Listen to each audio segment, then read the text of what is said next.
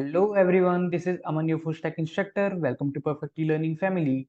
In today's class, we will discuss about pre-tags and code tags in HTML.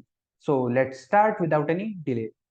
So I'll be creating one new HTML file, pre and code tags.html.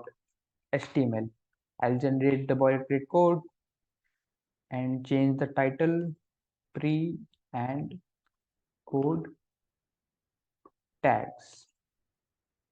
So to explain the functionality of p tag, let me first uh, show you one scenario.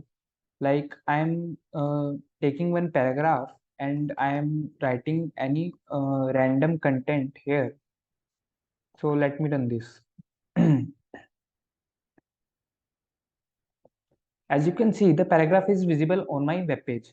Now, if I write my paragraph like this, I'm giving new lines and I'm giving the some spaces here like one space, two space.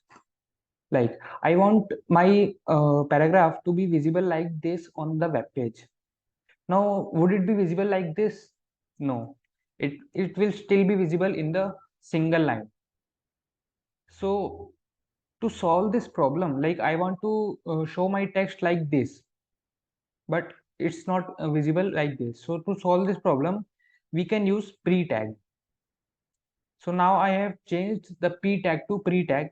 Pre-tag means it's a pre-formatting tag. That like the way we write the text in pre-tag, it's shown as it is on the page. Now, as you can see, the way I have written my text in the code, it is shown as it is in the web page. So that's the use of a pre-tag. Got it?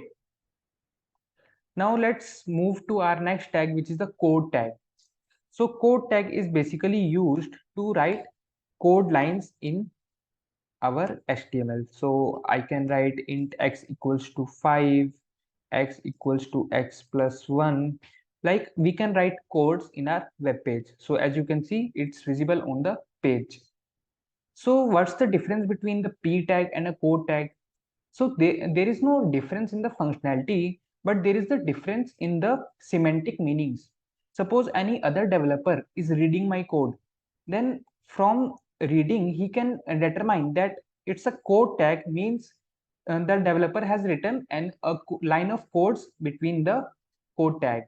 And if I have used p tag instead of code tag, then any other developer reading the code would get confused if this is a normal text or it is a line of codes.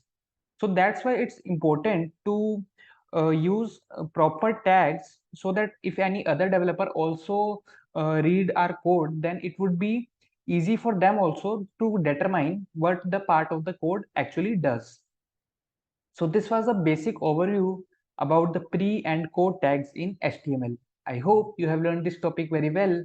So now practice or learn by yourself. I'll see you in the next class. Till then, keep learning, keep growing.